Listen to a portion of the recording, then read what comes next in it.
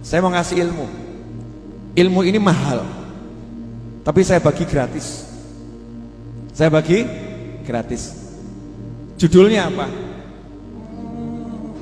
Sulit itu tidak sulit. Sulit itu tidak sulit. Sulit itu sulit enggak?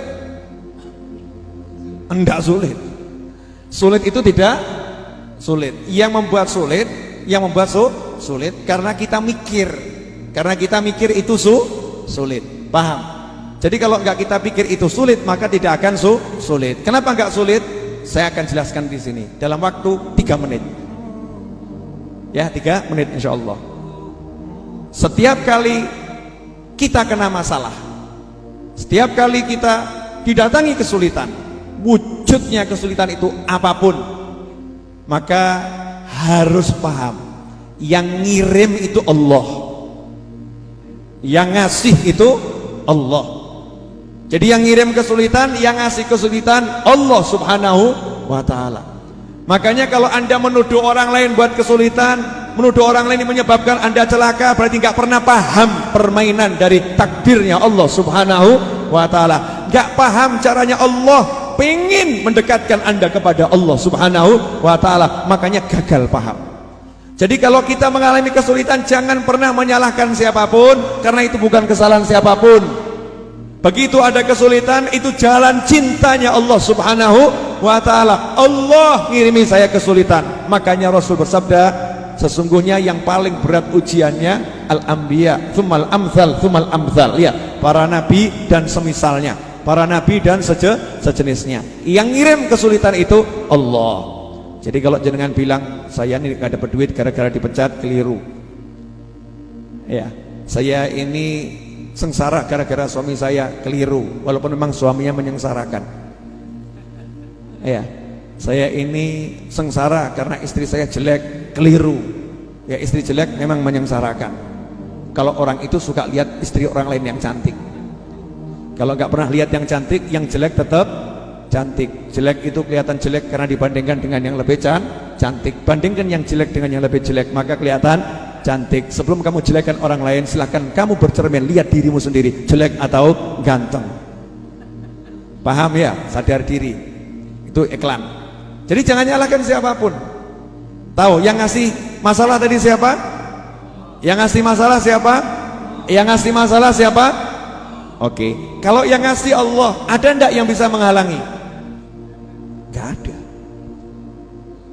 Kalau yang ngasih masalah Allah, enggak ada yang bisa menghalangi. Pertanyaan kedua, kalau begitu ada ndak yang bisa ngasih kamu masalah? Nggak ada.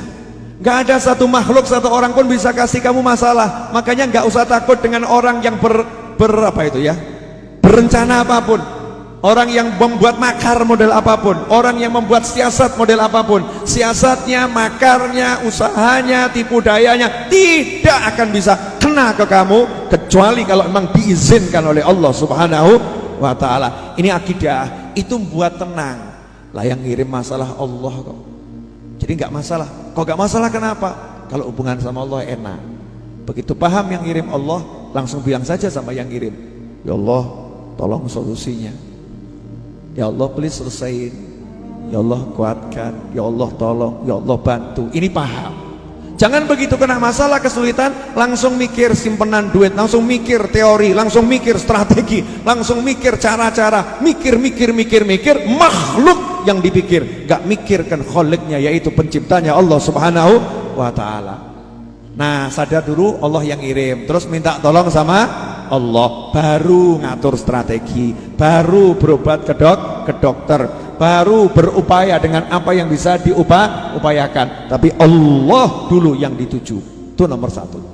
Nomor dua, menariknya, Allah yang ngirim masalah, Allah yang ngirim masalah, dan hanya Allah yang bisa menyelesaikan.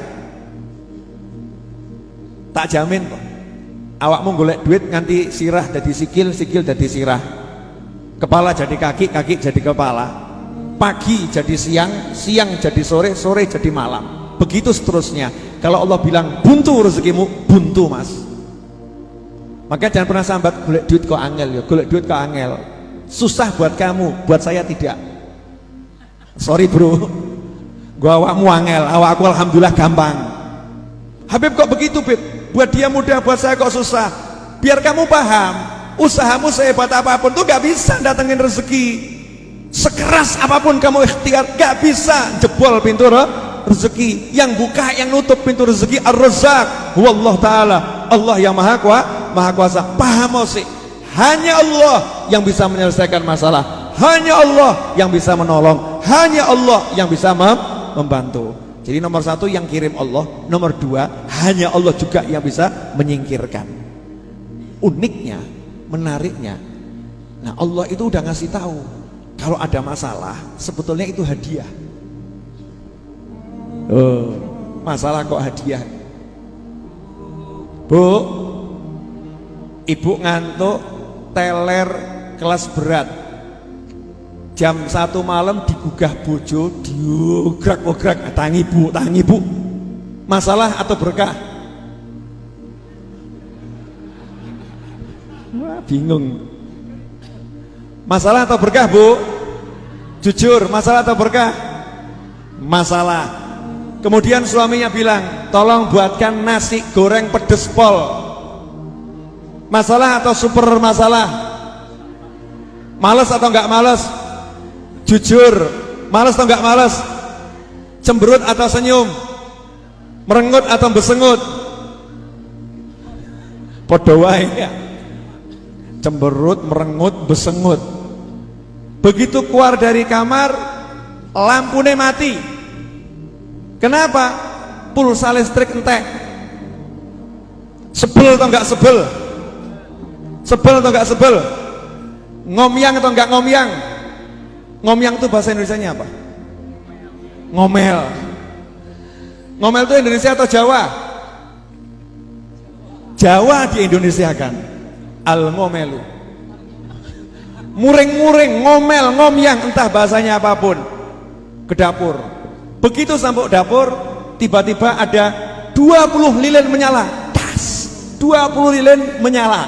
Kemudian di situ ada mengatakan surprise, ngei emas sak kilo. Emas sak kilo. Ya, kemudian semua yang 20 orang itu ngomong, ini hadiah dari suamimu, ini hari jadi pernikahan kalian. Jenengan senang napa besengut? Mati ngadeg kaget bu. Seneng kan ya? Seneng, betul? Seneng, bahagia. Pertanyaan saya, sebetulnya tadi gugah membangunkan dirimu dikala kamu males bangun, dikala kamu suntuk untuk bangun, dikala kamu capek, dikala kamu lelah, dioyak-oyak bojo, itu enak atau enggak enak? Enggak enak, betul. Lampu mati keluar untuk masak, enak atau enggak enak? Enggak enak. Ternyata itu strategi suami untuk apa? Surprise. Kejutan dek, kejutan. Ternyata suaminya mau ngasih hadiah. Begitulah Allah subhanahu wa ta'ala. Awakmu dikai masalah, dikai surprise, dikai kejutan, dikai hadiah, mikir elek-elek, kurang ajar awakmu. Habib Novel galak ya. Orang mudeng-mudeng. Paham enggak? Jadi dikasih masalah, dikasih yang nggak enak, itu sebetulnya lagi apa? Di ujung disiapkan surprise, kejutan. Makanya kalau udah dikasih tahu dari sekarang, begitu ada masalah, asik, hadiah. Ada masalah, surprise. Entenono hadiah, entenono surprise, mesti enak. Ada yang nonton ini kemudian ngomong, Habib, aja mong gedebus. Gedebus itu bahasa apa ya? Bahasa Jawa suwe gitu ya, Jawa kuno. Gedebus. Jangan asal bicara nggak ada dalilnya. Zaman sekarang ini dolar dalil. Dikasih dalil yang nggak mudeng. Ya udah nih, dalilnya simple. Fa inna ma'al usri yusran, inna ma'al usri yusra. Itu ayat turun ketika Kanjeng Nabi SAW lagi duduk dengan sahabat. Kemudian Nabi ngomong sama sahabat, dekatnya ada batu. Rasul bersabda, kalau ada kesulitan masuk ke dalam batu itu, maka kemudahan akan mengejar masuk ke dalam batu itu, kemudian akan mengeluarkan kesulitan itu dari batu itu. Artinya apa? Kesulitan gak pernah berlepas, nggak pernah pisah dengan yang namanya kemudahan. Maka turunlah ayat fa inna ma'al usri yusron, inna ma'al usri yusra. Kalau diterjemahkan dengan terjemahan yang benar, terjemahan menurut tafsir, sesungguhnya bersama kesulitan itu ada kemudahan, dan sesungguhnya bersama kesulitan yang tadi ada kemudahan yang lain. Artinya bersama kesulitan yang sama terdapat dua kemudahan. Kemudahan nomor satu, solving problem, menyelesaikan masalah. Kedua, kemudahan nomor dua, surprise, kejutan. Dalil berikutnya, qala Allah Ta'ala, wa may yattaqillaha yaj'al lahu makhrajan wa yarzuqhu min haitsu la yahtasib. Barang siapa bertakwa kepada Allah, pengajian, maulid, sholawatan, zikir, istighfar, ziarah kubur, birrul walidain, silaturahim, cari nafkah untuk pasangan, cari nafkah untuk anak, cari nafkah untuk orang tua, murah, senyum, sedekah, berderma dan lain sebagainya. Wa may yattaqillaha yaj'al lahu, maka dia Allah, bukan Habib Muhammad, bukan Habib Novel, bukan Habib Muhammad Syarif, bukan Gusmus, bukan Syekh fulan, bukan Ustadz fulan, bukan Kiai fulan, bukan Gubernur fulan, bukan Presiden fulan, bukan pejabat fulan, bukan Jenderal fulan, bukan. Yaj'allahu Allah, Allah yang menjadikan untuknya. Sorry bro, Allah yang turun tangan. Yang turun tangan Allah, Allah yaj'allahu makhraja, Allah menjadikan untuknya, Allah menjadikan untuknya. Iling-ilingin nih loh, Allah menjadikan untuknya, Allah menjadikan untuknya. Apa yang Allah buat untuknya? Makhraja, mumet seperti apapun, masalah seperti apapun, ruwet seperti apapun, Allah yang berikan jalan keluar. Pertanyaan saya, kalau Allah yang berikan jalan keluar, ada yang bisa menghalangi? Kalau Allah yang berikan jalan keluar, ada yang bisa nutup? Kalau Allah yang berikan jalan keluar, selesai nggak masalahnya? Selesai. Yaj'allahu makhraja wa yarzuqhu min haitsu la yahtasib. Selanjutnya setelah dikasih solusi sama Allah, dikasih jalan keluar sama Allah, wa yarzuqhu, Allah kasih dia rezeki yang sifatnya surprise, kejutan. Kenapa dikatakan rezeki kejutan? Ini terjemahan murni terjemahan ala Habib Novel. Allah memberikan rezeki berupa kejutan. Kenapa kejutan? Karena nggak pernah bisa dipikir, dikira-kira nggak bisa, datang dari arah yang nggak jelas, arahnya dari mana nggak ngerti, ujuk-ujuk wono, kan namanya surprise, kejutan. Rezeki berupa kejutan dan Allah yang ngatur. Penak anteng meneng rezeki teko, wah masya Allah, nikmat. Paham nggak? Baru 1 menit. Jelas? Apa yang jelas? Oh, surprise-nya tok ini. Surprise. Jadi kalau ada masalah atau hadiah. Jadi kalau Anda terlilit hutang nggak bisa bayar, besok mau ditagih, mau dihajar, masalah atau hadiah? Kalau istri Anda marah-marah menuntut minta cerai, masalah atau hadiah? Kalau anak Anda teriak-teriak kemudian tidak mau sekolah, masalah atau hadiah? Kalau tiba-tiba Anda pas gak pakai helm ketemu polisi ditilang, masalah atau hadiah?